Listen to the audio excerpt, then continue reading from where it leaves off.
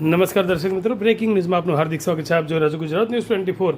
સક્ષમ પાટણ જિલ્લા કાર્યકર્તા બેઠકમાં રાષ્ટ્રીય કક્ષાએ સિદ્ધિ પ્રાપ્ત કરનાર દિવ્યાંગ ખેલાડીઓનું સન્માન.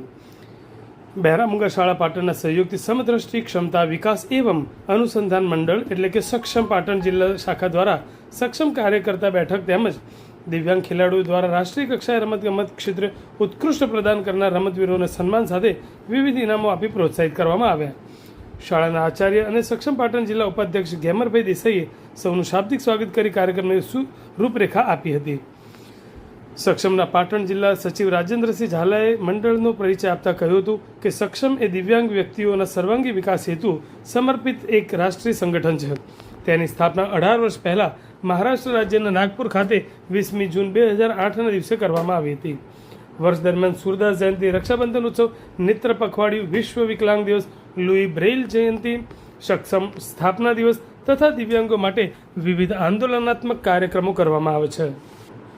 દિવ્યાંગ વ્યક્તિ એ પરિવાર અને સમાજ માટે બોજારૂપ નથી. જો તેમની યોગ્યતા અને ક્ષમતાને ઓળખીને તેમનો વિકાસ કરવામાં આવે તો તેઓ સ્વાવલંબી બની શકે છે.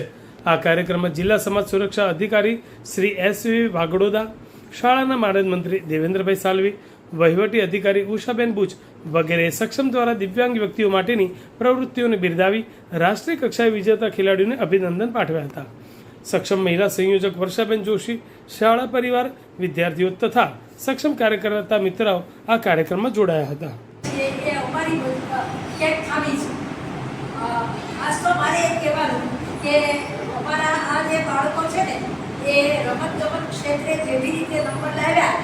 એવી જ રીતે એક ક્વિઝ કોમ્પિટિશન હતી અને અમે વિચાર કર્યો કે અમારા મંત્રીશ્રીએ તો એક જ વાર કે કાંઈ પણ નવું આવે સ્વીકારી લો, ભલે આપણે જીતીએ કે આજે એ વાંચવાનું નથી પણ આપણે કંઈક જાણવા પડશે. અને વર્ષાબેન કેટલા દિવસમાં એક બહુ સમયમાં એમાં તૈયાર કરી અને પહેલો પ્રયોગ હતો અમારા માટે.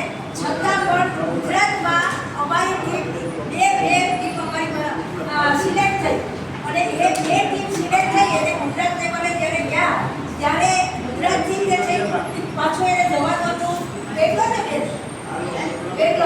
અમારી ટીમ સિલેક્ટ થતી હતી. પણ અનફોર્ચ્યુનેટલી ત્યાં કેસ